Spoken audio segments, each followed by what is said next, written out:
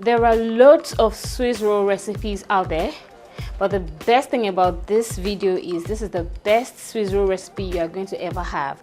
Another good thing is I'm going to be teaching you 2 different variants of Swiss roll using a single recipe. Are you ready to come along with me? Let's go.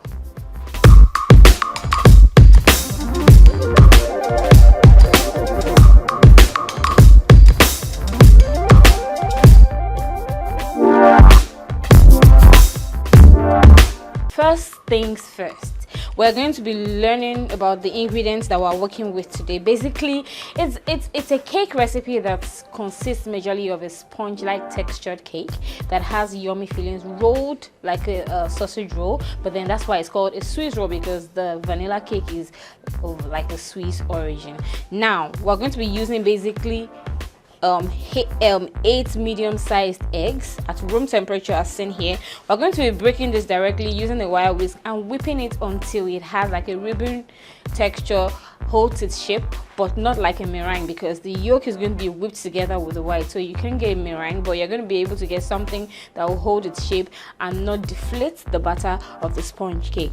We're going to be needing granulated sugar, some vegetable oil, some milk, some baking powder, and some salt, and of course the vanilla to enhance the flavor. We are going to be needing other things too, as much as the fillings that's going to be coming in later in the video, as well as the flour, very most importantly, which is going to hold up the entire roll together. And again, we're going to be needing the white vinegar. It is a rare ingredient, but I always add it to mine because it always aids the softness of the Swiss roll. So let's go. Have you subscribed to this YouTube channel? If you haven't already done that, do well to do that right now so that you can be a part of this amazing community of learning minds, so that we can continue to grow this network. Don't forget also to turn on your notification for amazing videos as this, and also drop your feedbacks and reviews in the course of the video if you're learning, if it's educative enough, and also your questions that you will need me to answer, you know, as time goes on. I'll be very available to take on the questions and give you the best answers to the best of my knowledge. So we're starting the process right now by first preheating the oven. I've done that behind camera, so the 180 degrees centigrade.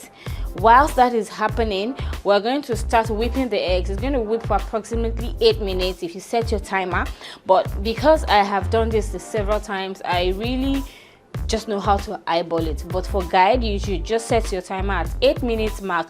At the mark of 3 minutes, you start adding your granulated sugar so that you can aid, you know, the structure of the egg mixture that is whipping up. So whilst that is happening, I start sifting the flour, which is actually 284 grams of all-purpose flour, which is just the perfect one. I have it already sieved here, but I'm going to be sieving it 2 more times to further aerate it and to get rid of any possible lumps or particles in it. I have my stand mixer already ready, so what I'm going to be doing is to be breaking the eggs directly in. If you're not an expert at breaking eggs, you can want to break the eggs separately, but I'm just going to be breaking mine directly in. If you're using a hand mixer, you have nothing to worry about. Just make sure you whip up your eggs for about 12 minutes, because the intensity of the hand mixer isn't as intense as the stand mixer. But for this